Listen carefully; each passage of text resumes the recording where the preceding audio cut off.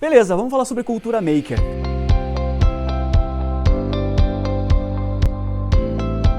Meu nome é Fernando Jardim, prazer em conhecê-los.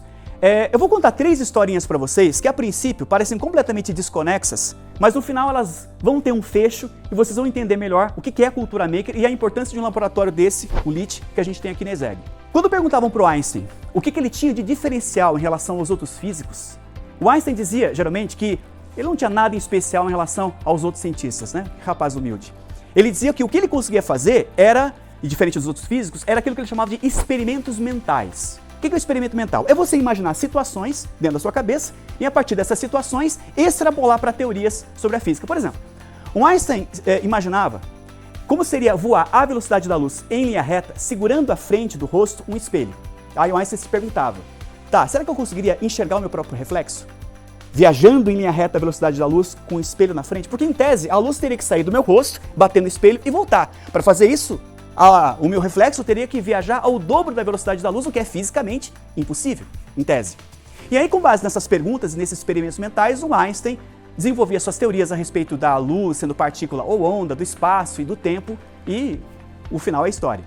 Vira a página, vamos para outra história. Quando eu era criança, nos anos 80, existia um seriado chamado MacGyver. Depois eles regravaram, mas não é a mesma coisa. Não tem aquela tosquice roots dos anos 80. E qual era o plot do seriado? O MacGyver, ele sempre ficava assim, no clímax da história, preso num celeiro, num galpão, num depósito. E o bacana era o MacGyver mobilizar os seus conhecimentos de química e de física para inventar uma solução, um artefato, geralmente uma bomba, que o permitisse escapar daquela cilada, vencer o inimigo e final da história. E veja, são situações muito parecidas com aquelas que a gente tem no dia a dia, que a gente tem que improvisar soluções criativas com aquilo que a gente tem, que não são soluções ótimas. Vira a página, vamos para a terceira história. Se você ler a biografia desses grandes empreendedores do Vale do Silício, Elon Musk, Steve Jobs, você vai encontrar uma certa recorrência em determinada passagem da vida deles, geralmente a infância ou adolescência, em que eles relatam, na memória afetiva deles, a experiência de fazerem coisas, consertarem coisas em casa, com as próprias mãos. Sempre tem uma memória afetiva sobre a caixa de ferramentas dos pais, a loja de ferragens do bairro, o galpão, o celeiro, a garagem. Ou seja, fazer as coisas com as próprias mãos.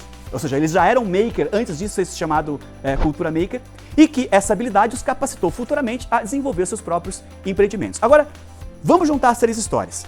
Se você tem um laboratório como esse aqui, o LIT, na ESEG, onde você tem uma impressora 3D, uma usinagem CNC, um cortador a laser, e outras ferramentas que nós temos aqui, você tem condições de fazer no mundo concreto, físico, palpável, aqueles experimentos que o Einstein fazia na cabeça, que na época não havia laboratório para você desenvolver. Claro que ainda hoje não, mas você consegue criar mínimos produtos viáveis, protótipos funcionais, entender como é que aquilo está funcionando, como é que o cliente reage àquele protótipo, e com isso, desenvolver soluções MacGyverianas para problemas do dia a dia que você vai encontrar na indústria, fazendo com as próprias mãos. E se cada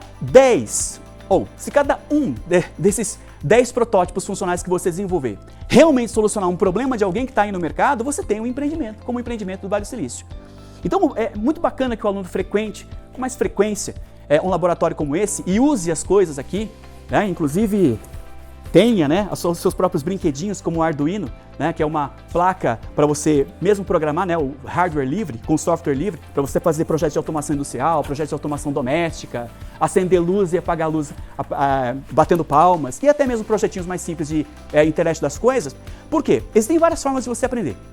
Você pode aprender lendo, você pode aprender ouvindo, você pode aprender estudando em casa, você pode aprender ensinando ou fazendo. Aprender ensinando e aprender fazendo são as formas mais profundas de aprendizado, você leva para o resto da vida, você não esquece mais. Daí a importância da cultura maker e de nós termos um laboratório, o LIT, como nós temos na ESEG.